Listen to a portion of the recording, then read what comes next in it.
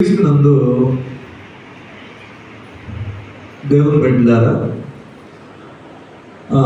ఈ దినాన మనం విశ్వాసి యొక్క జీవితంలో లేదా క్రైస్తవ జీవితంలో మనము ఏ విషయాలు అభివృద్ధి పరుచుకోవాలి, అభివృద్ధి చెందాలి అనే అంశాలు ఈ దినాన మనం చూడబోతున్నాం. ఏ విషయాలను అభివృద్ధి చెందాలి అనే విషయాలు మనం ధ్యానం చేయబోతున్నాం.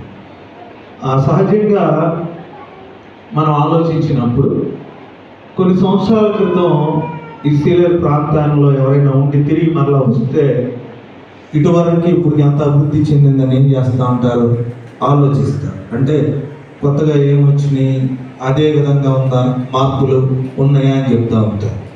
అయితే మనం ఈ మధ్యన ఒక ఆయన పోయిన వారు ఒక మాస్టర్ గారు వచ్చారు, వారు ఇక్కడ పనిచేసినప్పుడు ఆయన ఒక సెకండ్ మాట చెప్పాడు. ఏంటంటే 35 సంవత్సరాల క్రితం నేను ఈ మందిరాన్ని ఎలా చూశానండి, మళ్ళీ ఇలాగే ఉందండి అని చెప్పాడు. దేవునికి స్తోత్రం.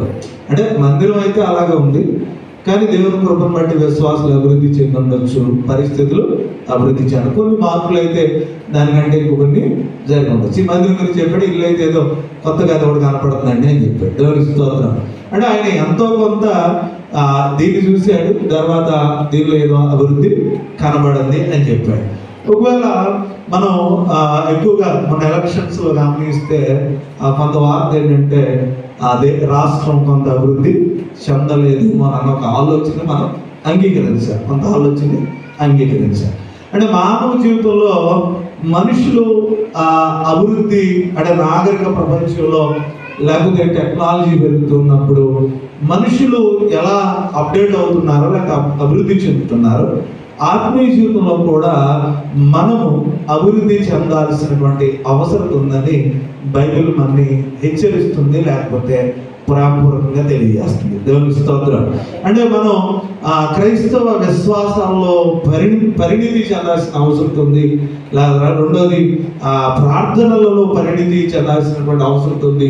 జ్ఞానంలో అన్నిటిలో కూడా మనం పరిణితి చెందాల్సినటువంటి అవసరం ఉందని బైబిల్ గ్రంథం తెలియజేస్తుంది.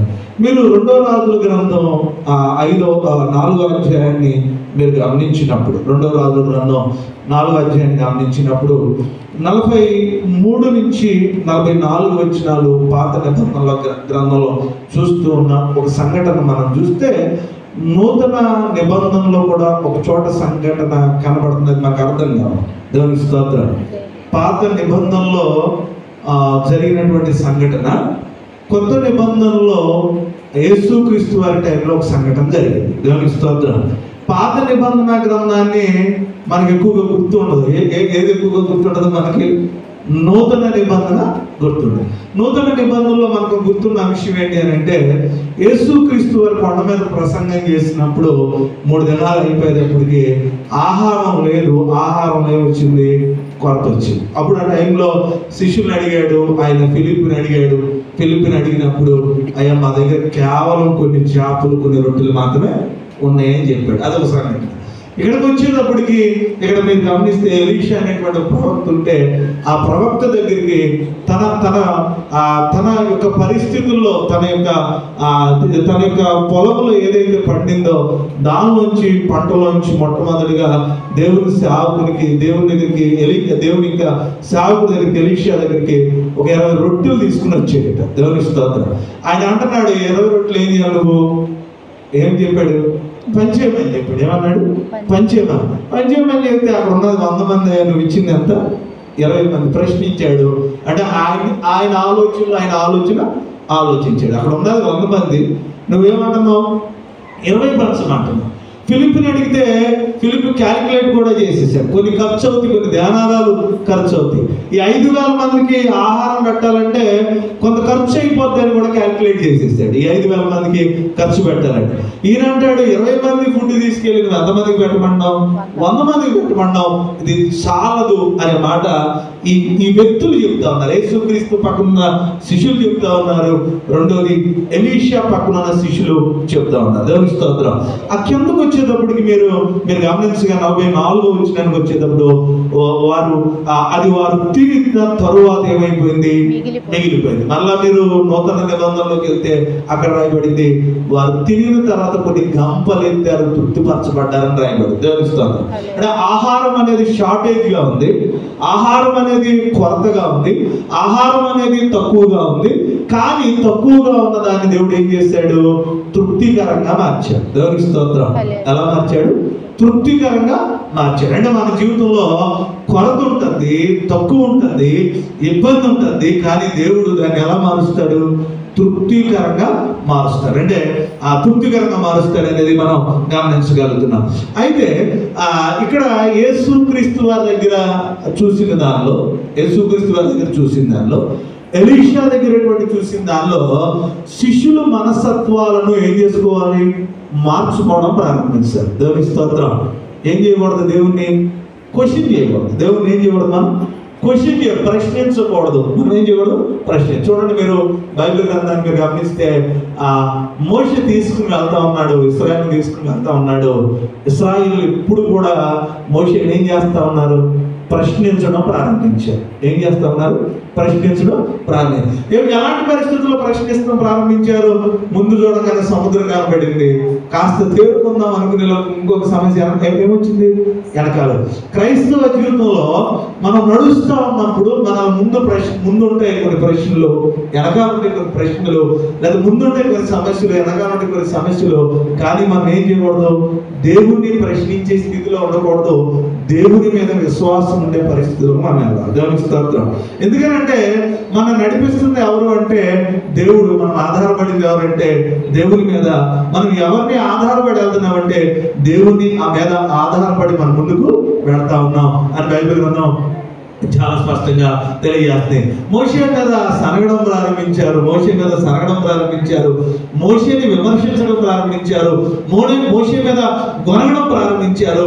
కానీ ఆయన మోషేతో దేవుడు అంటాడు, నువ్వు ఆగిపోవు, దేవాలి సాగిపోవు. అంటే మన జీవితంలో భర్తను ప్రశ్నించే భార్యలు కొంతమంది ఉంటారు, కుటుంబంలో ఉన్న సమస్యలు చూసుకుని.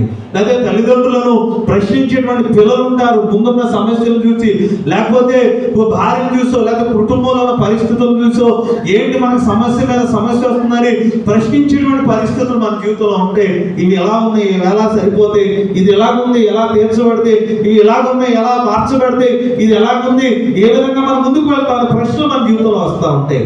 కానీ మనం గమనించండి, పరిస్థితులు లోపంగా ఉన్నప్పుడు పరిస్థితులను మార్చి దేవుడు మనం ఏం చేస్తాడట? తృప్తిపరుస్తాడు. ఎందుకంటే దేవునితో నువ్వు ఎంతగా ఎదగగలగాలో, అభివృద్ధి చెందాలో, ఏ విధంగా దేవుని మీద ఆధారపడగలలో మనం ఆధారపడగలిగినప్పుడు లోటును దేవుడు ఎలా మారుస్తానన్నాడు? తృప్తికరంగా మారుస్తాడు. సమస్యలను దేవుడు ఎలా మారుస్తానన్నాడు? అనుకూలంగా మారుస్తానన్నాడు. మారాన్ని దేవుడు ఎలా మారుస్తానన్నాడు? మధురంగా మారుస్తానంటున్నాడు. దుఃఖాన్ని దేవుడు ఎలా మారుస్తానన్నాడు? నాట్యంగా మారుస్తానన్నాడు. దేవుని స్తోత్రం. అంటే పరిస్థితులు మనం కొన్నిసార్లు ఏం చేస్తాయి అంటే ప్రశ్నిస్తే చదివించగలమా మనకున్న డబ్బులతో? ప్రశ్న కొన్నిసార్లు నిజమే, అది ఆలోచన కరెక్టే. ప్రశ్న కొన్నిసార్లు మనని తలకిందులు చేస్తుంది. వివాహం చేయగలమా మనకున్నటువంటి డబ్బులతో? లేకపోతే ప్రశ్న మనం ఇది కట్టగలమా మనకున్నటువంటి పరిస్థితుల్లో? మనం ఇది సంపాదించగలమా మనకున్న పరిస్థితులతో? మనం ఇది చేయగలమా అన్న ప్రశ్నలు మనకు వస్తూ ఉంటాయి. కానీ ప్రశ్నలు వస్తూ ఉన్నప్పుడు మనం సహాయం చేయగలిగిన ఎవరి మీద ఆధారపడం? మనం దేవుని మీద ఆధారపడాలి. దేవుని బిడ్డ ఆయన అన్నాడు, క్యాలిక్యులేట్ చేసి చెప్తున్నాడు, ఫిలిప్ చెప్తా ఉన్నాడు, ఒక్కొక్కరికి ఎంత ఖర్చు అయితే ఈ రకంగా ఇది మనకు సరిపోదు అని చెప్తున్నాడు. దేవుని స్తోత్రం. ఈయనంటాడు, ఈ 20,000కి ఎంతమందికి మంచమంటావా, ఎలా అర్థమవుతుంది నీకు అనేటువంటి విషయంగా మాట్లాడుతూ ఉన్నాడు. కానీ మనం ఇలాంటి ప్రశ్నలు వస్తున్నప్పుడు, ఇలాంటి సంఘటనలో ఎలా దేవుని మీద ఆధారపడలేదు అనేది మనం ఈరోజు మనం నేర్చుకోవాలి. దేవుని స్తోత్రం. ఎలీషా దగ్గర ఉన్న శిష్యులకి ఎలీషా ఒక పాఠాన్ని నేర్పుతున్నాడు. యేసుక్రీస్తు వారి దగ్గర ఉన్న శిష్యులకి యేసుక్రీస్తు వారి ఒక పాఠాన్ని నేర్పుతున్నాడు. వారిద్దరి ద్వారా ఈరోజు నీకు నాకు ఒక పాఠాన్ని దేవుడు నేర్పుతున్నాడు. మనం నేర్చుకోవాల్సినటువంటి వారంగా ఉన్నాం. మొట్టమొదటి మీరు గమనించినప్పుడు ఆ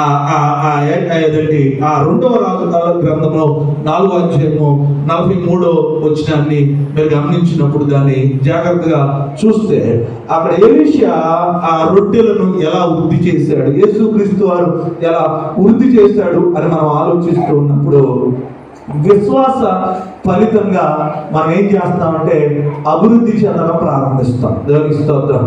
అంటే మీరు చూడండి, మనందరం విశ్వాసులమే. మనందరం కూడా ఎవరు?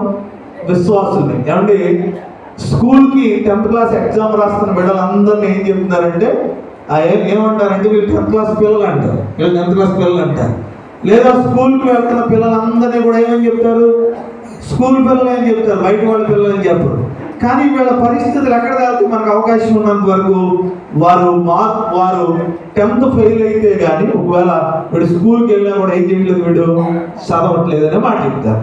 లేదా ఒక వ్యక్తి స్థిరపరచబడలేక ఉద్యోగాన్ని ఏదైనా సంపాదించలేకపోతే ఇతను చదువుకున్న, అంటే ప్రైవేట్ ఉద్యోగం కావచ్చు, గవర్నమెంట్ ఉద్యోగం కావచ్చు, ఏదైనా కానీ ఒక వ్యక్తి స్థిరపరచబడకపోతే ఇతను చదువుకున్న చదువు ఏమైంది అని అడుగుతారు. చదువు ఏమైందని అడుగుతారు. క్రైస్తవ జీవితంలో విశ్వాసం అంటే మనం చెబుతాం, మేమందరం కూడా ఎవరు విశ్వాసమే, ఎవరు కూడా అవిశ్వాసులము కాదు అని చెప్తాం. తర్వాత మేమందరం కూడా విశ్వాసులమే అని అంటాం. కానీ విశ్వాసులు అని మనం అనుకోవడం వేరు, విశ్వాసము కలిగి ఉండడము వేరు. దేవునికి స్తోత్రం. విశ్వాసులు అని కలిగి ఉండడం అంటే క్రైస్తవ కుటుంబంలో పుడితేనో సేవకులుగానో సేవకుల బిడ్డలుగానో లేదా సంఘ విశ్వాసులుగానో కొన్ని సంవత్సరాల నుంచి మనం అనుభవం కలిగి ఉంటేనో లేదా దేవుని నమ్ముకుంటేనో మనం ఒక విశ్వాసం నుంచి ఇంకొక విశ్వాసంలో మనం వచ్చేస్తేనో మనం విశ్వాసాన్ని కలిగి ఉండలేమనేది బైబిల్ చెప్తుంది. దేవునికి స్తోత్రం. అందుకే ఆయన అంటాడు, విశ్వాసము లేకుండా దేవునికి ఇష్టడై ఉంటా. అసలు మీరు చాలా సార్లు చూడండి, కొన్ని వివాహాల గురించి మీకు చెప్తారు, కొన్ని విషయాలు తప్పుగా అనుకుంటున్నారు, అన్నిటి గురించి మీరు అనుకోమారు. కొంతమంది దేవాలయానికి రావడానికి కొన్ని కారణాలు ఉంటాయి. వివాహాలు అవ్వాలను, తప్పక వాళ్ళు చేసుకున్నాం కాబట్టి నేను కూడా మారాలను, లేకపోతే కొంతమంది ఆ టైంలో అదండి బిడ్డలు కలుగుతారనో, లేకపోతే కొంతమంది దేవుని దగ్గరికి వస్తే ఏదో అందరి దేవుని దగ్గరికి వస్తే ఈ దేవుని దగ్గర కూడా వస్తే ఏదో జరిగిందనో ఆలోచన వస్తారు. యేసుక్రీస్తు గారి గురించి రాయబడింది, ఆయన వెంబడించిన వారిని దేనికోసం వెంబడించారట? రొట్టె మొక్కల కోసం అని రాయబడింది. దేవునికి స్తోత్రం. ఎందుకంటే ఎక్కడ పడితే అక్కడ అద్భుతాలు చేసేస్తాడు. ఆయన చేసేస్తే ఈ రోజు మాకేం నిండిపోద్ది? కడుపు నిండిపోద్ది. అందుకే అంటాడు, అనేక మంది నన్ను వెంబడిస్తున్నారు కానీ వారిలో నేనేం కనుగొనలేకపోతున్నాను, విశ్వాసమును కనుగొనలేదు. అందుకే మీరు గమనించండి, విశ్వాసము అనేది చాలా ప్రాముఖ్యమైనది అని బైబిల్ గ్రంథం చాలా స్పష్టంగా మనకి తెలియజేస్తా ఉంది. ఎలాంటి విశ్వాసం అని అంటే బైబిల్ చెబుతా ఉంది, నమ్ముట నియమాలైతే సమస్తము సాధ్యము. అంటే మీరు గమనించండి, యేసుక్రీస్తు వారు లాజరు ఇంటికి వెళ్ళినటువంటి సందర్భం మీరు గమనించినప్పుడు మరియా మార్త వచ్చేసి యేసుక్రీస్తు దగ్గర పడి చేద్దాం ప్రారంభించారు. ఏమన్నారు? నువ్వు ఉంటే జరిగేది కాదన్నా, నువ్వు ఉంటే జరిగేది కాదు, నేనుంటే జరిగేది కాదు, నీలో విశ్వాసం ఉంటే జరిగేది కాదు, లేకపోతే నీలో విశ్వాసం ఉంటే ఇప్పుడైనా ఇది జరుగుతుంది అనే మాటలు చెప్తున్నాడు. మార్త మరియతో చెప్తున్నాడు, అయ్యా మీరు నమ్మిక ఉంచితే మీరు చాలు అనే మాట చెప్తున్నాడు. అంటే క్రైస్తవ జీవితంలో నమ్మకోకుండా మేము నమ్మలేదండి అంటే, మేము వస్తున్నాం నమ్మలేదా అని అంటే, మీరు చూడండి విశ్వాసం యొక్క మూలాలు ఎలా ఉంటాయి అంటే నీ ఆశీర్వాదం మీద, నీ దీవెన మీద, నీ యొక్క అభివృద్ధి మీద ఆధారపడి ఉంటాయి. దేవునికి స్తోత్రం. ఏప్రిల్ రాసిన పత్రిక మీరు చాలా జాగ్రత్తగా గమనించండి. ఏప్రిల్ రాసిన పత్రిక ఉద్దేశం గురించి మీరు ఆలోచించండి. దేవుని పెట్టారా? ఏప్రిల్ రాసిన పత్రిక 11వ అధ్యాయం ప్రకారం మీరు గమనిస్తూ ఉంటే వారి విశ్వాసం మూలంగా ఎన్ని అద్భుతమైనటువంటి కార్యాలు చేశారో బైబిల్ మనకు సెలవిస్తాం. దేవునికి స్తోత్రం. అది యేసుక్రీస్తు వారు తన శిష్యులతో కూడా చెప్పాడు, ఆవగినంత విశ్వాసం ఉంటే మీకు చాలు అన్నాడు. ఎవరు నమ్మం? ఈ రోజున అన్నిటినీ మనం నమ్ముతాం. ఏం చెప్తాం? మీరు అన్నిటినీ నమ్ముతాం. మీరు గమనించండి దేవుళ్ళ, రెండు విషయాల్లో కూడా మనం కొన్నిసార్లు సెట్ చేసుకోవాలి. అంటే క్రైస్తవంలో మీరు గమనించండి, మనమే పడుకోవడం ప్రారంభించాలి. దేవునికి స్తోత్రం. అందుకే బైబిల్ ఒక మాట చెప్పింది, మొదట నీ కట్టులో ఉన్న దూలాన్ని తీసుకోమని చెప్పింది. క్రైస్తవంలో ఎలాంటి పరిస్థితులు వెళ్ళిపోయారంటే దేవుని కంటే మనుషుల్ని నమ్మేటువంటి వ్యక్తులు వెళ్ళిపోయారు. మీకు మాట చెప్తున్నాను, రెండు వర్గాల వారు బయట సంగతి తీసేద్దాం మనం. రెండు వర్గాలు అంటే క్రైస్తవ్యంలో కూడా ఇంచుమించు బాబాలు లాంటి సేవకులు ఉన్నారు. మీకు ఓపెన్గా చెప్తున్నా. ఎందుకు ఓపెన్గా చెప్తున్నానంటే ఒక ప్రవక్త ప్రవచించిన తర్వాత, ఒక ప్రవక్త దేవుని పక్షాన మాట్లాడిన తర్వాత అది జరగలేదు అని అంటే అది దేవుని నుంచి వచ్చిన మాట కాదు. దేవునికి స్తోత్రం. అది దేవుని నుంచి వచ్చిన మాట కాదు. మీరు గమనించండి. పేరు చేస్తూ కొంతమంది బాధపడవచ్చేమో, కానీ ఒక ఆయన చెప్పుకుంటూ వచ్చాడు. ఆయన ఎలా చెప్పుకుంటూ వచ్చాడంటే, ఆ గాలి కదకి ఆ పెట్రోల్ లేకపోయినా కారు వెళ్ళిపోద్దంట. మీకు అర్థమైపోతా తెలంగాణ గవర్నమెంట్ పెట్రోల్ లేకుండా ఏమైపోద్దట, వెళ్ళిపోద్దట. ఇంకొకటి చెప్పాడు, ఆ కరెంటు లేకపోయినా ఏమవుతుందట, తిరుగుతూ ఉంటుందట. కానీ ఈ రోజున పరిస్థితులు మారిపోయింది అనమాట. మీరు ఆలోచించారు అంటే నీకు అభిమానం ఉండొచ్చు, నువ్వు ప్రేమించవచ్చు, లేదా నీకు ఉద్దేశం ఉండొచ్చు, కానీ దేవుడు పరకన దానిని పలికితే దాన్ని నమ్ముతున్నటువంటి విశ్వాసమైన మనం చాలా జాగ్రత్తగా ఆలోచించాలి. దేవుని స్తోత్రం. అది దేవుని మాట అయితే పర్వాలేదు, అది దేవుని మాట కానప్పుడు మనం చాలా జాగ్రత్తగా ఆలోచించాలి. మనుషులు ఏం చేస్తున్నారు, ఒక ఆయన వచ్చేసాడు, ఒక ఆయన ఇచ్చాడు. ఇంకో మాట చెప్పమంటారా, మనకి అవుతున్న తేడా కూడా మీకు చెప్పేస్తున్నాను. ఫెయిల్ అయిపోయిన తర్వాత ఇద్దరు ముగ్గురు ఎవరైతే ఆ తప్పుగా చెప్పారో అన్యులు వచ్చి క్షమాపణ చెప్పుకున్నారు. మేము చెప్పింది తప్పు అని చెప్పారు. దేవుని స్తోత్రం. కానీ మనవాళ్ళు ఏం చేశారు తెలుసా, వీడియో డిలీట్ చేసేసి కామెంట్ చేయాలి. దేవుని స్తోత్రం. అంటే మీరు గమనించండి, చాలాసార్లు క్రైస్తవ జీవితంలో మనుషులు ఎలాగ వెళ్తున్నారంటే దేవుని కంటే మనుషులను నమ్మడం ప్రారంభిస్తున్నారు. అందుకే బైబిల్ చెప్తుంది, మనుషులను ఆశ్రయించడం కంటే యెహోవాను ఆశ్రయించడం మేలు అని అంది. అంటే దేవుని చిత్తాన్ని నెరవేరుస్తూ ఉంటాడు. మనం ఏం చేస్తామంటే మనుషులు చెప్పింది ఎక్కువగా నమ్ముతాం. అది సేవకుడైనా నమ్మేస్తాం, విశ్వాసైనా నమ్మేస్తాం, ఓ పూజారైనా నమ్మేస్తాం, ఓ జ్యోతిష్కుడైనా నమ్మేస్తాం, ఈ లోకంలో మనిషి చెప్తున్నా నమ్మేస్తాం. చాలాసార్లు మనం నమ్మేస్తూ ఉంటాం. కానీ దేవుని వాక్యం ఏమని సెలవిస్తుందంటే, మీరు నన్ను నమ్మండి అని చెప్తున్నాడు. దేవుని స్తోత్రం. నమ్ముట నీ వాళ్ళైతే సమస్తము సాధ్యం. నీ అభివృద్ధికి దేవుని నమ్మాలి. నీ అభివృద్ధి మీద దేవుని మీద నువ్వు ఆధారపడాలి. నువ్వు దేవుని నమ్మాలి అంటే నీలో విశ్వాసాన్ని ఏం చేయాలి, నువ్వు పెంపొందించుకోవాలి. వాళ్ళకున్న విశ్వాసం ఏంటంటే, తండ్రి అయినటువంటి దేవుని మీద కుమారుడైన యేసుక్రీస్తు వారికి ఉంది, నా తండ్రి ఈ రొట్టెలను ఏం చేస్తాడు, ఎక్కువగా చేస్తాడు. దేవునికి స్తోత్రం. ఎలీషాకు ఒక నమ్మకం ఉంది, దేవుడు ఈ యొక్క రొట్టెలను సమృద్ధిగా ఇవ్వగలుగుతాడనేటువంటి ఒక నమ్మకం ఉంది. దేవునికి స్తోత్రం. ఈ రోజు మన జీవితంలో యేసుక్రీస్తు వారు మాట్లాడాడు, నేను ఇశ్రాయేలీలలో కూడా ఇటువంటి నమ్మకాన్ని చూడాలి. అంటే క్రైస్తవులలో కూడా కొన్నిసార్లు ఏం తగ్గుతుంది, నమ్మకం తక్కువవుతుంది. నమ్మగలిగితే దేవుడు ఏం చేస్తాడు, కార్యాలు చేస్తాడు. నమ్మలేకపోతే నీ జీవితంలో ఏం కనపడదంటే అదేం జరగదు, ఐశ్వర్యము. యేసుక్రీస్తు వారి దగ్గరికి మళ్ళా ఇంకొక సంఘటన, కానాను వివాహానికి వచ్చేటప్పటికి ఆయన అన్నాడు, ఆ బాణం దేంతో నింపమన్నాడు, నీటితో నింపమన్నాడు. అంటే వారు ఒక్క మాట కూడా మాట్లాడు. ఆ తల్లి అంటుంది, ఆయన ఏం చెబితే అది మీరు చేయండి. ఇదేంటి అని అడగల, ఇదేంటని అడగల. అంటే మీరు గమనించండి, దేవుణ్ణి ఎరిగి మీరు ఈ పేరు పెట్టుకోండి, దేవుణ్ణి అడిగి మీకేం ఇబ్బంది ఉండదు. దేవుణ్ణి అడిగి ఈ వివాహం చేసుకోండి, ఇది మీకేం ఇబ్బంది ఉండదు. దేవుణ్ణి అడిగి ఈ చదువు చదివించండి, ఏ ఇబ్బంది ఉండదు. దేవుణ్ణి అడిగి ఈ ముందుకు వెళ్ళండి. దేవుని పెట్టారా, ఆయన చేయమన్నది యేసుక్రీస్తు వారు, ఆ తల్లి చెప్పినట్టు యేసుక్రీస్తు వారు చేయమన్నది కనుక వారు చేశారు. కాబట్టి దేవుడు నీటిని ఎలా మార్చాడు, ద్రాక్షాలు. ఈరోజు క్రైస్తవ జీవితంలో దేవుడు చెప్పిన అనేక మాటలు మనం ఏం చేస్తున్నాం, మనం వినటం లేదు, లేకపోతే మార్చేసుకున్నాం, మనకు అనుకూలంగా మార్చేస్తున్నాం. మనుషులు చెప్పినటువంటి మాటలు నమ్మేటువంటి స్థితిలోకి మనం వెళ్ళిపోతున్నాం. దేవుని బిడ్డలారా, దేవుని మాటను మనం తీసుకునేటువంటి వ్యక్తులుగా మనం ఉండాలి. దేవునికి స్తోత్రం. ఆయన మాట చెప్పాడు బైబిల్ గ్రంథంలో, పాత నిబంధనలో, ఆయన మాట ఇచ్చి తప్పే దేవుడు కాదు. ఆయన మాట అవునంటే అవును, కాదంటే కాదు. ఎందుకంటే నీలో విశ్వాసం ఉన్నప్పుడు దేవుడు నిన్ను అభివృద్ధి పరచడం ప్రారంభిస్తాడు. ఇప్పుడు నువ్వేం పెంపొందించుకోవాలంటే విశ్వాసాన్ని ఎలా పెంపొందించుకోవాలంటే, నామకార్థంగా మొదట్లో ఇచ్చిన క్రైస్తవంలో చూసి నమ్మే వ్యక్తిగా నువ్వు ఉండాలి. ఇప్పుడు ఎలా ఉండాలి, చూడక నమ్మే వ్యక్తిగా ఉండాలి. దేవునికి స్తోత్రం. నీలో విశ్వాసంలో మార్పులు రావాలి. ఇంకా నీలో విశ్వాసంలో విధానాలు మారాలి. నీలో విశ్వాసంలో లోక ఆచారం నుంచి మార్పులు రావడం ప్రారంభించాలి. నువ్వు దేవుని మీద పరిపూర్ణమైన విశ్వాసంలో తీసుకెళ్ళిపోతూ ఉండాలి. క్రమంగా సత్యములోంచి సర్వ సత్యములకు నువ్వు వచ్చేసినప్పుడు దేవుడు నీ విశ్వాసాన్ని ఏం చేస్తాడు, అభివృద్ధి పరుస్తాడు. అందుకే బైబిల్లో రాయబడింది, చిన్న పిల్లవాడుగా ఉన్నప్పుడు అపోస్తలుడైన పౌలు ఏం చేశాడట, చిన్న విశ్వాసమును కలిగి జీవించాడని రాయబడింది. పెద్దవాడైనప్పుడు తన విశ్వాసాన్ని ఏం చేశాడు? పెంపొందించుకున్నాడని రాయబడి. మీరు గమనిస్తే బైబిల్ గ్రంథంలో ఆ తిమోతి యొక్క జీవిత క్రమాన్ని మీరు జాగ్రత్తగా గమనిస్తే తిమోతితో మాట్లాడుతూ అపోస్తలుడైన పౌలు అంటాడు, మొదట మీ అమ్మల విశ్వాసాన్ని నేను చూశానంటే, తర్వాత సేమ్ అంతే విశ్వాసాన్ని నీ అమ్మలో చూశానని చెప్తాడు. ఆ తర్వాత అంటాడు అంతకంటే, అంటే అంతే అన్నాడు కానీ వారిద్దరికంటే అభివృద్ధి చెందినటువంటి స్థితిలో తిమోతి విశ్వాసాన్ని దేవుడు పెంపొందించాడు. దేవునికి స్తోత్రం. మనకంటే మన పిల్లలు ఏం కలిగి ఉండాలి?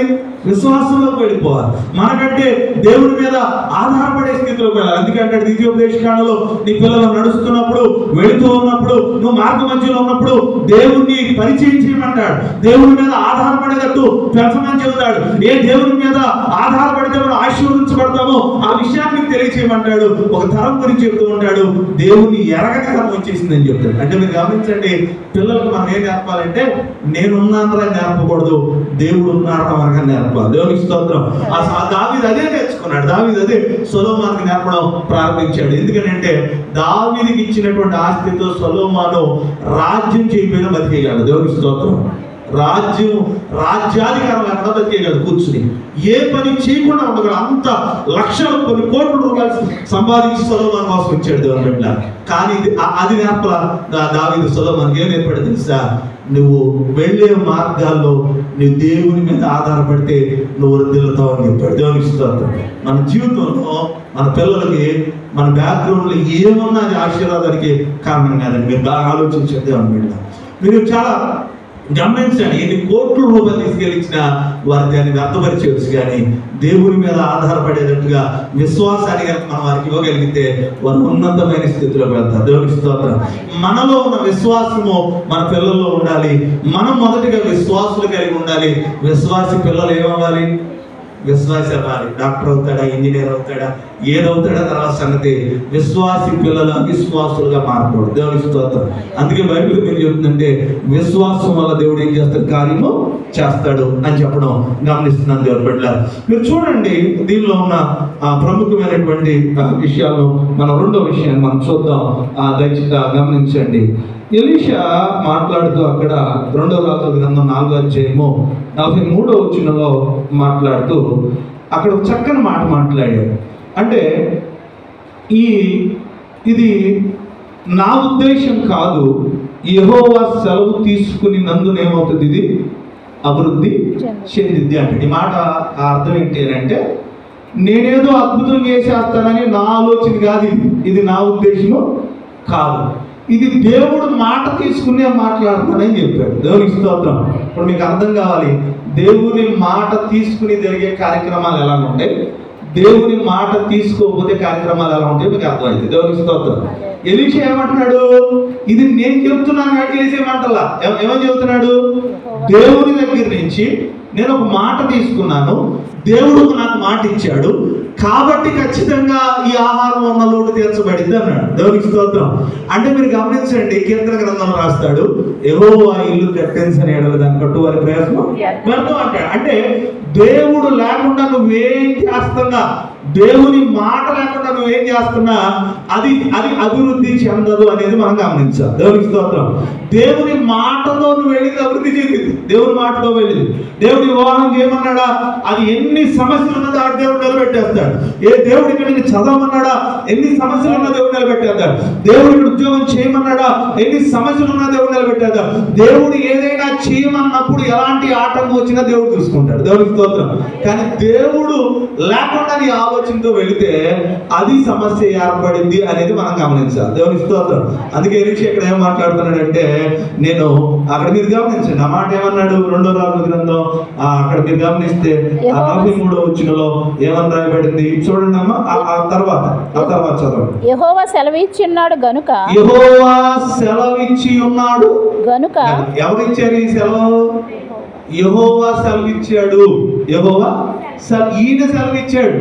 ఈయన మాట ప్రకారం కాబట్టి ఇది జరుగుతుంది అంటాడు. అంటే మీకు ఒక మాట అర్థం కావాలంటే, దేవుని చిత్తం లేకుండా ఏది కూడా ఏం చెందదు, అభివృద్ధి చెందదు. దీని గురించి కీర్తనలో చక్కని మాట రాయబడింది. మళ్ళీ చూద్దాం ఒకసారి, మనం పరిశీలిద్దాం. చూడండి, కొన్నిసార్లు కొంతమంది ఏం మాట్లాడతారంటే, చూడండి ఏం చేస్తున్నారు, 2 చేతుల కష్టపడుతున్నారంట. వాడు చూడండి ఇప్పుడు బాగా చదువుతున్నాడని చెప్తారు. ఇంకోసారి ఏమంటారంటే వాళ్ళు చూడండి బాగా సంపాదిస్తున్నారని చెప్తారు. కానీ బైబిల్ని అర్థం చేసుకుంటే మనకి ఏమర్థమైందో మనం చూడగలుగుతాం. కీర్తన గ్రంథం తీయడం అందరూ కూడా పరిశుద్ధ గ్రంథంలో కీర్తన గ్రంథాన్ని తీయండి. చక్కగా 127వ సంకీర్తన 2వ వచనంలో రాయబడిన మాటలు చూద్దాం. మీరు వేకునే లేచి చూడండి, చాలా రాత్రి అయిన తరువాత పండుకొనుచు కష్టార్జితమైన ఆహారము తిరిగిచుట వ్యర్థమే. చూడండి, ఈ రోజున ప్రపంచంలో కుబేరులు ఇంటర్వ్యూలు కనుక మీరు చూస్తే వాళ్ళు చెప్పేది ఏంటో తెలుసా? అనిల్ అంబానీ లాంటి పెద్దలు కూడా ఏమంటారంటే, నేను సూర్యుడిని చూడకోకుండానే నేనేం చేస్తున్నాను, లేస్తున్నాను. అది తప్పు అని మనం అది కరెక్టే. కానీ దాని గురించి తప్పు కనుకో మనకు బైబిల్ ఏమనుందో తెలుసా? నువ్వు సంపాదించిందంత ఈ రాత్రి నీ ప్రాణం అడిగితే నువ్వేం చేసుకుంటావు అని అన్నాడు. దేవునికి స్తోత్రం. అంటే మనిషి ఎంత కష్టపడమని బైబిల్ చెబుతుంది, లేకపోతే సంపాదించమని బైబిల్ చెబుతుంది, క్షేమం దగ్గరికి వెళ్ళి మీరు నేర్చుకోండి అని బైబిల్ చెబుతుంది. చెబుతూ ఇంకొక మాట ఏమంటుందంటే, ఆయన లేకుండా మీరు చేసే ఏ పనైనా కూడా ఏమవుతుందో ఆశీర్వాదకరము కాదు. చదవండి ఆ మాట, కంటిన్యూ చేయాలి. తన ప్రియులు అంటే దేవుని బిడ్డలు చేయాల్సిన పని చేసి తర్వాత వారు ఆ విశ్రమిస్తుంటే, లేకపోతే అలసిపోయి వారు సేద తీర్చబడుతుంటే తన ప్రియులు నిద్రిస్తుండగా దేవుడు ఏం చేస్తున్నాడు, వారికి ఇస్తూ ఉన్నాడు. అమ్మ చదువు. చాలా ఇక్కడ రాయబడిన మాట ఏంటంటే, మీరు వేకునే లేచి చాలా రాత్రి అయిన తర్వాత పండుకొనుచున్న కష్టార్జితమైన ఆహారం తింటున్నా కూడా ఏమైపోతుంది, పైకి వస్తే మీకు అర్థమైంది యెహోవా లేకుండా అనే మాట అర్థమైంది. దేవునికి స్తోత్రం. అంటే క్రైస్తవ జీవితంలో దేవుడు లేకుండా ఈ భూమి మీద ఏది జరుగుతున్నా దానివల్ల ఏముండదు, ఆశీర్వాదము. బయటకు కనబడవచ్చు అభివృద్ధి చెందినట్టుగా, బయటకు కనబడవచ్చు కానీ వారు ఏమీ కూడా ఈ లోకంలో సాధించలేరు. కానీ దేవుని చిత్తం వల్ల నువ్వు చేస్తే దేవుడు ఏం చేస్తాడు, నిన్ను ఆశీర్వదిస్తాడు. అందుకే అంటున్నాడు యోహాను రాసినటువంటి సువార్తలో ఒక మాట అంటాడు, 5వ అధ్యాయం 30వ వచనంలో, ఏదైనా చేసేటప్పుడు నీ ఇష్టం చెయ్యొద్దు అని అంటాడు. నీ ఇష్టము చెయ్యొద్దు. యోహాను 5:30వ వచనం. అమ్మా, నా అంతటా నేనే. అమ్మా చూడండి, క్రైస్తవుల బిడ్డలు ఏం చేయకూడదట, దేవుని ఎదిగిన బిడ్డలు ఏం చేయకూడదు, నా అంతటా నేనే ఏది చేయకూడదు. దేవుని స్తోత్రం. నా అంతటా నేనే ఏది చేయకూడదు అంటే నా అనే పదం మనలో ఉండకూడదు. నా అనే పదం, నా ఇష్టం అనేది మనలో ఉండకూడదు అంటున్నాడు. యేసుక్రీస్తు వారు కూడా అంటున్నాడు, నా అంతటా నేనేదో ఈ భూమి మీద చేద్దామని రాలేదన్నాడు. దేవునికి స్తోత్రం. ఏం చేయడానికి వచ్చాను, చదవండి, ఏం చేయడానికి వచ్చాను, నేను వినినట్టుగా. అమ్మా 5:30 చదువు, పూర్తి నుంచి ముందు నుంచి చదువు. నా అంతటా నేనే ఏమీ చేయలేను, నేను వినినట్టుగా. చూడండి, ఆయన అంటున్నాడు నా అంతటా నేనేమీ కూడా చేయలేను. ఆ పైన కింద వచ్చినాలో మనం గమనిస్తే దానిలో సారం ఏంటి అని అంటే, నన్ను పంపిన తండ్రి చిత్తాన్ని చేయడానికి నేను వచ్చానంటే. దేవునికి స్తోత్రం. అంటే ఏదైనా కూడా ఎవరి చేత వింటున్నాడట, దేవుని చేత ఆయన వింటున్నాడు. దేవుని చేత. నువ్వు చెప్పింది నేను చెప్పింది ఆయన ఎండో, ఎవరు చెప్పింది అంటాడు, తండ్రి అనేటువంటి దేవుడు ఏం చెప్పాడో ఆయన చెప్పింది అంటాడు. యోహాను రాసిన సువార్త 6వ అధ్యాయం 38వ వచనం మరలా చూడండి. మరొక యోహాను రాసిన సువార్త 6వ అధ్యాయం 38వ వచనం. నా ఇష్టము నెరవేర్చుకొనుటకు నేను రాలేదు. చూడండి, నేను అర్థమవుతుందా, నా ఇష్టము నెరవేర్చుకున్నటకు. కానీ మనం క్రైస్తవులు ఏమంటారు, ఎక్కువగా వెళ్ళి ఆమెను ఏమడుగుతావు, పెళ్ళి అవుతుంది అనుకోండి, ఏమడుగుతారు ఆమెకు, అమ్మ నీ ఇష్టమేనా, నీకు ఈయన అడుగుతాం, నీకు వాళ్ళిద్దరికి ఇష్టమైపోతే చాలు, మన సంబంధం. ఆయనకి ఇష్టం లేకపోయినా పర్లేదు, అంతే కదా. వీళ్ళిద్దరికి ఇష్టమైతే చాలు. వీళ్ళిద్దరికి ఇష్టమయ్యేటప్పుడు మన ఊరిని అడుగుతాం. మొదటి కాదు, ఎవరి ఇష్టం, మన ఇష్టం. బాగుంది అట్లా అనేది మన ఇష్టం. ఆవిడ గురించి కూడా మన ఇష్టం. తర్వాత ఏం చేస్తాం, మనం దేవుని ఇష్టం గురించి ఏం చేయాలి, మనం ఆలోచించాం. క్రైస్తవులో మనం ఆలోచించాల్సింది ఏంటి అంటే, ఇది దేవుని ఇష్టమా, ఇది దేవుని ఇష్టమా, ఇది నా కోసమో, నా ఆలోచనతో నా బిడ్డకి ఏదైనా ముడి పెడుతున్నానా, నా ఉద్దేశంతో నా బిడ్డను ఏదైనా చదివిస్తున్నానా, నా ఆలోచన కోసం నేను ఏదైనా చేస్తున్నానా, దేవుని చిత్తం ఏంటి నా బిడ్డ పట్ల అనేది మనం ఆలోచించాలి. దేవునికి స్తోత్రం. ఎప్పుడైతే క్రైస్తవ్యంలో ఇది దేవుని కోసం అని మనం ఆలోచిస్తామో ఆ పనిని, ఆ పరిస్థితులను దేవుడు ఆశీర్వదిస్తాడు. దేవునికి స్తోత్రం. ఆయన అంటున్నాడు, ఇది నా ఇష్టము కాదు. చాలా మందికి ఏంటంటే మీరు ఏం చెప్తే అది అంటారని నొట్టింది వాడుకున్న ఆలోచనలు వాళ్ళకి ఉంటాయి. దేవునికి స్తోత్రం. ఏమంటే ఏమంటారు, వాడు అన్నాడు మా అమ్మ ఏం చెప్తే నేను మా నాన్న ఏం చెప్తే అదే మళ్ళీ పక్కకు వచ్చి నాకు ఇష్టం లేదని చెప్పాను. మీరు ఆలోచించండి, మనుషులు ఏంటంటే బయట ఏం చేస్తారు, నటిస్తారు. కొంతమంది ఏంటంటే బహిరంగంగా ఇది నా ఇష్టం అంటారు. కొంతమంది ఏంటంటే వారి ఇష్టం లోపల నుండి వేరే విధంగా ప్రవర్తిస్తూ ఉంటారు. కానీ బైబిల్ ఏం చెప్తుందంటే దేవుని ఇష్టం ఏంటో మనకు తెలియాలి. దేవుని స్తోత్రం. దేవుని ఇష్టమైతే నువ్వు చేసే పనిని దేవుడు ఆశీర్వదిస్తాడు. నీ ఉద్యోగాన్ని, నీ వివాహాన్ని, నీ చదువుని, నీ పరిస్థితులన్నింటినీ దేవుడు చేస్తాడు. ఆయన అన్నాడు, నన్ను ఒక ఆయన పంపాడు, ఆయన ఇష్ట ప్రకారం జీవిస్తున్నాను అన్నాడు. దేవుని స్తోత్రం. నన్ను కూడా ఈ భూమి మీద ఎవరు పంపారు? ఒక ఆయన పంపాడు. నీ ఇష్టాన్ని నెరవేర్చుకోవడానికి కాదు, నీ ఆమె జీవితంలో నీ ఇష్టంగా జీవించడానికి కాదు, ఉద్యోగంలో, వివాహంలో, కుటుంబంలో నీ ఇష్టంగా జీవించడానికి కాదు. ఆయన నిన్ను ఒక పర్పస్ మీద, ఉద్దేశంతో ఈ లోకానికి పంపించాడు, ఓ ప్రదేశానికి పంపించాడు. ఆయన ఇష్టాలు మనం నెరవేర్చడం ప్రారంభించాలి. దేవుని స్తోత్రం. ఆయన అంటున్నాడు, నేను మనుషుల ఇష్టాలు నెరవేర్చట్లేదు, నా ఇష్టం నెరవేర్చట్లేదు. ఎవరి ఇష్టాన్ని నెరవేరుస్తున్నాను? దేవుని ఇష్టాన్ని నెరవేరుస్తున్నానండి. అందుకే చూడండి, యోహాను రాసిన సువార్త 8వ అధ్యాయము 28వ వచనం. 28వ వచనం. యోహాను రాసిన సువార్త 8వ అధ్యాయం 28వ వచనం. కావున యేసు మీరు మనుష్య కుమారుని అమ్మా నేనే ఆయనననియు నా అంతటా నేను ఏమీ కూడా చేయటం లేదని చూడండి, తండ్రి ఏం నేర్పాడట? మనకు నేర్పాడు. దేవునికి స్తోత్రం. ఎవరు నేర్పారు మనకి? తండ్రి. నువ్వు చేసే పనిని ఎవరన్నా విమర్శిస్తున్నా, వ్యతిరేకిస్తున్నా, మీకు ఒక నిర్ణయం ఏంటో తెలుసా? దేవుడు చెప్పినట్టు చేస్తున్నా, దేవుడు ఏం చేస్తానికి సహాయము చేస్తాను, అంతే. మీరు చేసేది ఏదైనా కూడా మీరు ఆలోచించండి. దేవుడు చెప్పినట్టు చేస్తున్న పని ఏదన్నా జరిగిన తర్వాత దేవుడే మహిమపరచబడతాడు. దేవునికి స్తోత్రం. నువ్వు ఏం చేసినా, నువ్వు తీసుకునే నిర్ణయాలు కొన్నిసార్లు ఇబ్బందికరంగా కనబడచ్చు. కానీ నువ్వు చేసేది దేవునిది అంటే, దేవుని పని అంటే, దేవుని పనిలో ముందుకెళ్తున్నావు అంటే, తర్వాత నీకు కార్యం జరిగిన తర్వాత అది అంటారు, ఏమని చెప్తారు? ఇది దేవుడు నిన్ను నిలబెట్టాడని చెప్తాడు. దేవునికి స్తోత్రం. అందుకనే మనం చేసేటప్పుడు ఏదైనా మన ఇష్టంగా చేసుకోకూడదు. దేవునికి స్తోత్రం. మన ఇష్టంగా మన పిల్లల్ని పెంచకూడదు, మన ఇష్టంగా వారిని చదివించకూడదు, మన ఇష్టంగా వారిని చేయకూడదు, మన ఇష్టంగా మన ప్రమోషన్, మన ఇష్టంగా మన ట్రాన్స్ఫర్ కాదు, మన ఇష్టంగా మన ఉద్యోగం కావచ్చు, మన ఇష్టంగా ఏదైనా కూడా మీరు ఆలోచించండి. ఇది దేవుని ఇష్టమానికి ఒకసారి మనం ఏం చేసుకోవాలి, పరిశీలన చేసుకోవాలి. ఇది దేవుని ఇష్టం అంటే దేవుడు ఏం చేస్తాడు? నిన్ను ఆశీర్వదిస్తాడు. మీరు గమనించండి, లోతు వెళ్ళేటప్పుడు ఇది దేవుని ఇష్టం అని అడగల. దేవుని స్తోత్రం. ఇది ఎవరి ఇష్టం అడగల? దేవుని ఇష్టం అని అడగల. తర్వాత రాత్రంతా కూడా వారు ప్రయాసపడ్డారంటే, వారు పడిన ప్రయాస కారణం ఏంటంటే ఆ దోణిలో ఎవరు లేరు? యేసుక్రీస్తు వారు. ఆ తెలుసుకున్న తర్వాత ఆయన అంటున్నాడు, నీ ఇష్ట ప్రకారం మరలా నేను ముందుకు వెళ్ళి వేటాడతానని చెప్పాడు. దేవుని స్తోత్రం. ఎప్పుడైతే దేవుని చిత్తాన్ని తెలుసుకుంటామో సమస్యల్లోంచి సమృద్ధిలోకి మనం రావడం ప్రారంభిస్తాం. దేవుని స్తోత్రం. ఇబ్బందుల్లోంచి, ఇరుకుల్లోంచి మనం బయటికి రావడం ప్రారంభిస్తాం.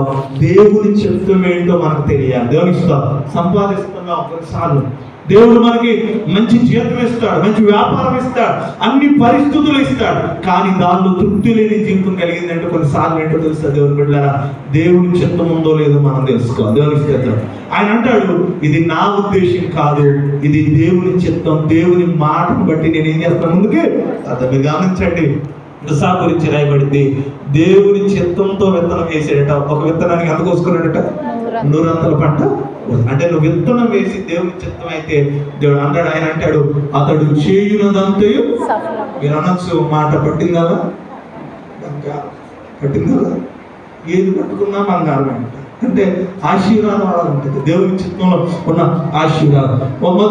యోహాను సువార్త 2వ అధ్యాయము, క్షమించాలి 21వ అధ్యాయం. దేవుని బిడ్డలారా, మొదటి నుంచి 11 వచనాలు. యోహాను సువార్త 21వ అధ్యాయము 1-11 చూస్తే అదంతా కూడా మనం చూస్తే దానిలో తండ్రి చిత్తానుసారంగా చేయటం వల్ల మాత్రమే మనం ఏం చెందుతాం? అభివృద్ధి చెందుతాం. ఇది మీరు ఇంటికి వెళ్ళిన తర్వాత చదువుకుంటే తండ్రి చిత్తం లేకుండా మనం అభివృద్ధి చెయ్యం. మీరు ఏం పని చేస్తున్నా ఒకసారి ఆలోచించండి, ఇది దేవుని చిత్తమా కాదు, ఇది దేవుడు సెలవు ఇచ్చాడా లేదా, ఇది దేవుడు సెలవు ఇవ్వకుండా మనం ఏమన్నా చేస్తున్నాం. ఆయన సెలవు తీసుకోవాలి. మీరు నాకు బాగా నచ్చేది ఏంటంటే దావీదు గురించి మీరు బాగా విశ్లేషణ చేస్తే, దావీదు జీవితం గురించి మీరు బాగా ఆలోచిస్తే, ప్రమాదం అయిపోయి తన వాళ్ళని ఎవరిని పట్టుకెళ్ళిపోతున్నా కూడా దావీదు దేవుని ఒక మాట అడిగేవాడు, అయ్యా వెళ్ళమంటావా లేదా? వెళ్ళాలి. ఎందుకు వెళ్ళకూడదు? కానీ ఆయన అంటాడు, నేను వెళ్ళాలా లేదా, నా భార్యలు లేకపోతే నా బిడ్డలు నా ఆస్తి తీసుకుపోతున్నారు, నేను వెళ్ళాలా లేదా? వెళ్ళిపోకపోతే ఎవరన్నా ఏమన్నా అంటారు తెలుసు, హాస్పిటల్కి లేట్ చేస్తుంది సొందుతుంటే మనం ఏమంటారు, బాబు తర్వాత ముందు వెళ్ళిపోమంటారు. కానీ ఈయనేమంటాడు తెలుసా, నేను వెళ్ళాలా లేదా? అప్పుడు దేవుడు అంటాడు, నువ్వు వెళ్ళను అంటాడు. దేవునికి స్తోత్రం. అంటే మనం కొన్నిసార్లు అందుకే ఇరిమియా గ్రంథంలో రాస్తూ అంటాడు, నన్ను అడుగుము గ్రహించలేని సంగతులు ఎవరిని అడగమాను. కొంతమంది నన్ను అడుగుము అంట, మనం ఎవరిని అడగకూడదు. ఎవరిని అడిగినా కూడా మనకి ఇబ్బంది. దేవునికి స్తోత్రం. ఆరాం మస్తాన్ని చాలా మంది అడిగారు మొన్న, తెలుసా? ఆరాం మస్తాన్ని చాలా మంది అడిగారు అన్నమాట. ఆయన వాళ్ళు చాలా మంది ఇబ్బంది పడ్డారు. దేవునికి స్తోత్రం. ఎవరిని మనం అడగకూడదు. ఎవరిని మనం మళ్ళీ కేవీని అడిగేవాడు వెళ్ళిపోయింది. ఏదో ఒక మనుషులు ఏమవుతా ఉంటే తప్పుకడుగులు పడతా ఉంటాయి. మనం ఎవరిని ఆశ్రయించాలి?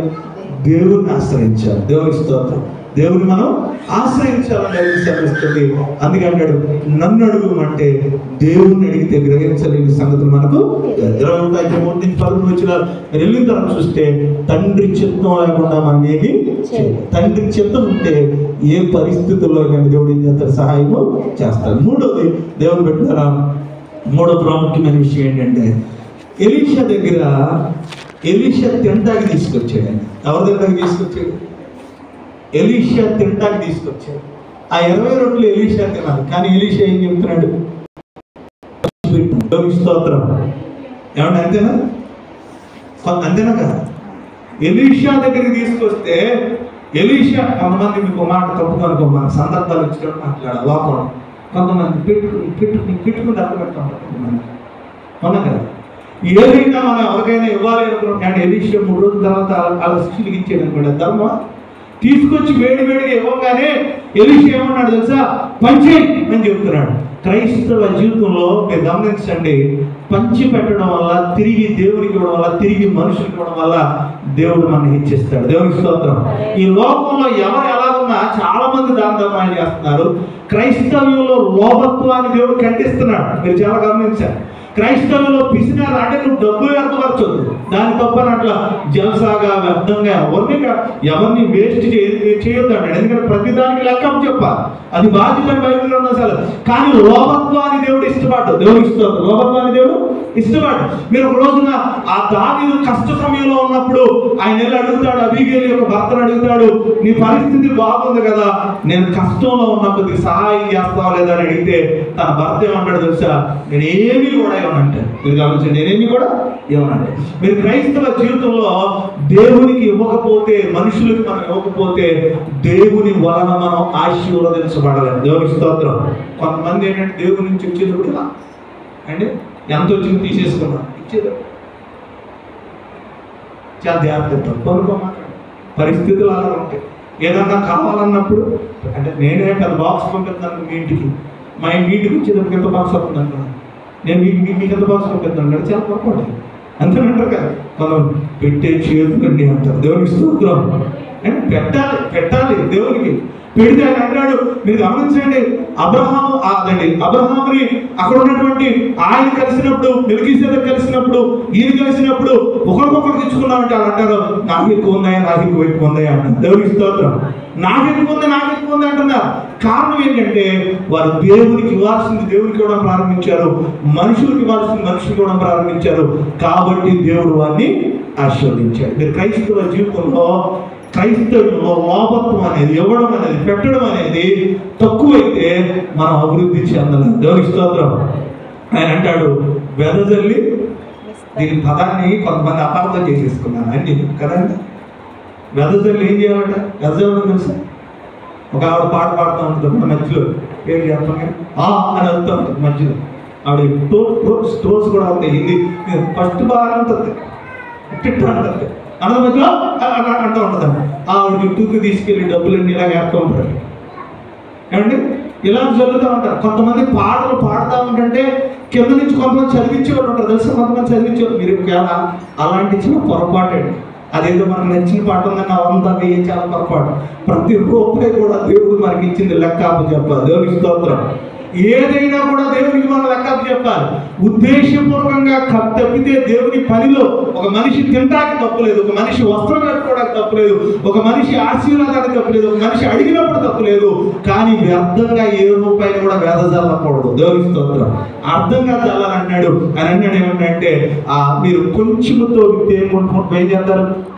కొంచెం పంట అంటే మేము ఈ సంవత్సరం ఎకరమే చేసామంటే ఎకరం పంట వచ్చింది.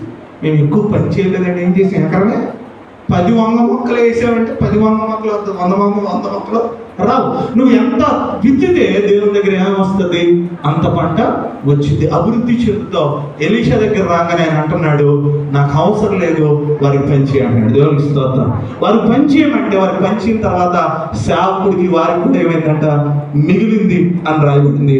మత్తయి రాసిన సువార్త 6:34 గురించి రాయబడింది. మత్తయి రాసిన సువార్త 6:34 దాన్ని పెట్టారు. రేపటిని గూర్చి క్రైస్తవుడు ఎప్పుడు కూడా ఈ రోజు ఇచ్చేస్తే రేపటి గురించి ఏం చేయకూడదు.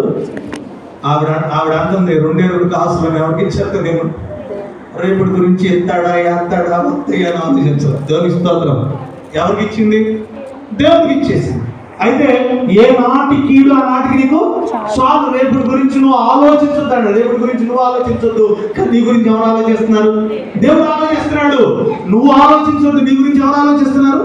దేవుడు ఆలోచిస్తున్నాడు. ఆయన అంటున్నాడు, దేవుడు నీ గురించి ఆలోచిస్తున్నాడు. దేవుడి గురించి బైబిల్లో రాయబడిన మాట, ఇశ్రాయేలును కాపాడువాడు కొనకడు, తల్లి మరిచిన తండ్రి మరిచిన నేను మనము బాబాయ్ చెప్తున్నాడు. దేవునికి స్తోత్రం. మనం ఆలోచిస్తున్నాం, దేవుడు మన గురించి ఆలోచించట్లేదేమో అని. మన కోసం మనం ఏంటంటే స్వార్థంతో కూడినటువంటి కొంత జీవితాన్ని మనం కలిగి ఉంటాం. అంత లోభత్వంగా స్వార్థంగా కొన్ని విషయాల్లో క్రైస్తవంలో మనం జీవించుకోవడం. దేవునికి స్తోత్రం. క్రైస్తవంలో అంటాడు ఆతిథ్యం ఇవ్వడం చాలా ప్రాముఖ్యమైన విషయం. దేవునికి స్తోత్రం. నీ ఇంటికి వచ్చిన వాళ్ళకి ఆతిథ్యం ఇవ్వడం, ప్రేమించడం, పెట్టడం, లేకపోతే పరామర్శించడం, లేకపోతే తిరిగి దేవునికి ఇవ్వడం చాలా ప్రాముఖ్యమే. అబ్రహాం మొదలుకొని అందరూ కూడా ఆతిథ్యం ఇచ్చి దీవించబడ్డారు. దేవుని బిడ్డ, మీరు ఇది ఖర్చు అవుతుంది, ఇది అయిపోతుందని ఆలోచనలు. దేవుడు మళ్ళా పరిస్థితులు ఎలాగో మనకి ఏం చేస్తాడు? ఆయన మాట అన్నాడు, నువ్వు గిన్నెలు చల్లిచ్చినా దానికి నేను అడగబడతాను అన్నాడు. దేవునికి స్తోత్రం. నువ్వు గిన్నెడు చల్లిచ్చినా, నువ్వు ఏమి ఇచ్చినా దానికి నేను రెంట్ తిరిగి పే చేస్తానన్నాడు.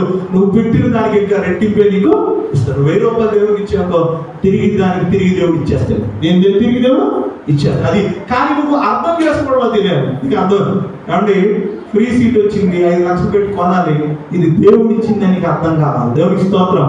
కట్నం ఎక్కువైపోయి చేసుకోకుండా ఉచితంగా చేసుకున్నాడు ఆయన ఎవరో నిన్ను అనుకో, అది దేవుడు ఇచ్చిందని మాకు అర్థం కావాలి. దేవుడికి స్తోత్రం.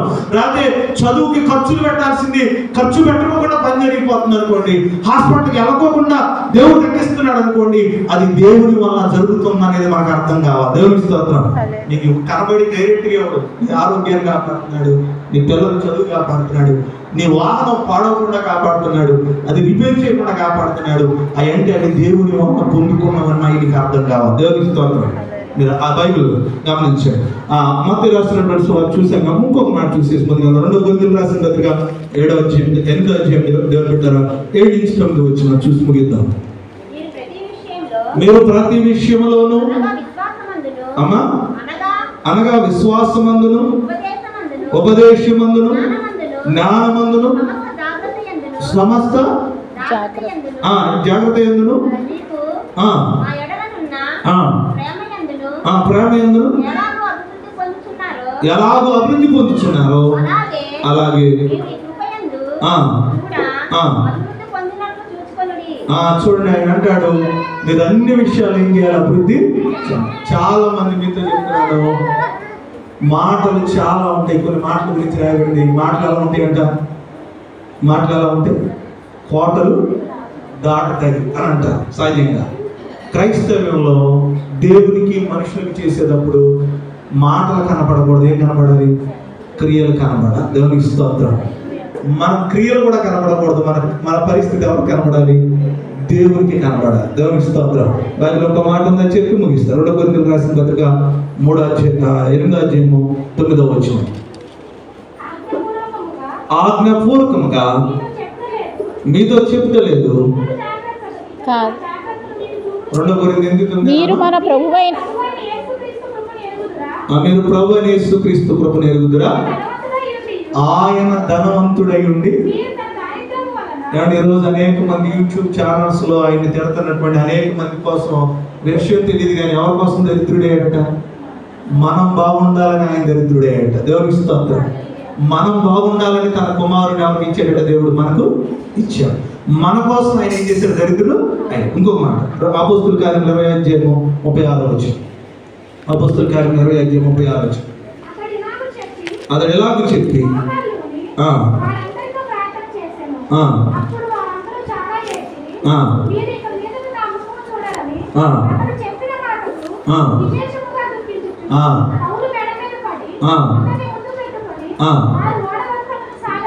దేవునికి స్తోత్రం. అంటే వీళ్ళందరి గురించి రాయబడింది ఏంటంటే, దేవునికి ఇవ్వడం ప్రారంభించారు. దేవునికి ఇస్తూ అంటాడు, పుచ్చుకున్న కంటే ఇచ్చుట ధన్యత అంటాడు. దేవునికి స్తోత్రం. దేవునికే కాదు, దేవునికి అనుకోమాకండి, దేవుని పేరుని ఎవరికి వాళ్ళ మనుషులు కూడా మనము ఇవ్వాలి. దేవునికి స్తోత్రం. అందుకే యేసుక్రీస్తు వారు అంటాడు, ఆహారం లేకపోతే నాకు ఆహారము పెట్టారు, వస్త్రం లేకపోతే నాకు వస్త్రము ఇచ్చారు. ఎవరికైనా ఇచ్చేటప్పుడు ఆహారం పెట్టేటప్పుడు తప్పు అనుకున్నాను. కాస్త ఏదైనా చల్లబడిపోయింది అనుకోండి, దేవునికి పెడుతున్నాను, వీడి దాన్ని పెట్టాను. దేవునికి స్తోత్రం. ఆయన్ని చూస్తే చల్లదే పెట్టాలనిపించింది, వీడే అనిపించింది. కానీ ఆ వ్యక్తి వెనకాల ఎవరు చూడాలి? మనం దేవుని చూడాలి. గొలియాతును చూడాలి. దావీదు ఏమంటాడు తెలిసి అర్థమవుతుంది? ఆయన చూసేదండి. అంతేనా? నువ్వు కూడా ఇచ్చేటప్పుడు వీళ్ళకి అడ్జస్ట్ అయిపోతులే, సొంత అనుకోమాట, వీళ్ళకి అడ్జస్ట్ అయిపోతులే ఇది అనుకోమని, వీళ్ళకి ఇంతేలే, వీళ్ళ లెవెల్ ఇంతే. ఆ మనుషులు చేసేది మనుషులు చేస్తే చెయ్యి, కానీ మనిషి నుంచి తిరిగి నువ్వేమీ కూడా ఏం చేయలేవు, పొందుకోలేవు. దేవునికి స్తోత్రం. మనం కూడా ఏమంటాం? ఎన్ని చేశానో, మనం కూడా ఏమంటాం? ఎన్ని చేశానో, ఎన్ని ఎవరికి చేసావు? మనిషికి చేసి ఎవరికి చేయాలి? దేవుడికి చేయాలి. దేవునికి స్తోత్రం. దేవుడికి చేస్తే దేవుడికి ఏం చేస్తాడు? మనం తిరిగి చేస్తాడు. దేవునికి స్తోత్రం. యోనాతాను చేశాడు, యోనాతానికి తిరిగి దావీదు చేశాడు. దేవునికి స్తోత్రం. అంటే దేవుడికి నువ్వు చేస్తే దేవుడు నీకు చేస్తాడు. మనం ఇక్కడ రొట్టెలను దేవుడు అలా ఆశీర్వదించడానికి ప్రధానమైన 3 కారణాలు ఏంటంటే, ఒక కారణం విశ్వాసం ఉంది, రెండో కారణం ఏముంది? దేవుని చిత్తం ఉంది, మూడో కారణం ఏంటంటే కలిగింది తిరిగి ఇవ్వడం ఎలీషా నేర్చుకున్నాడు. దేవునికి స్తోత్రం. నా జీవితంలో మనం కలిగిన దాంట్లో దేవునికి, దేవుని సేవకి, దేవుని బిడ్డలకు మనం ఒకరితే దేవుడిని అభివృద్ధి పరుస్తారు. తల ఉంచుకుందాం, కళ్ళు మూసుకుందాం.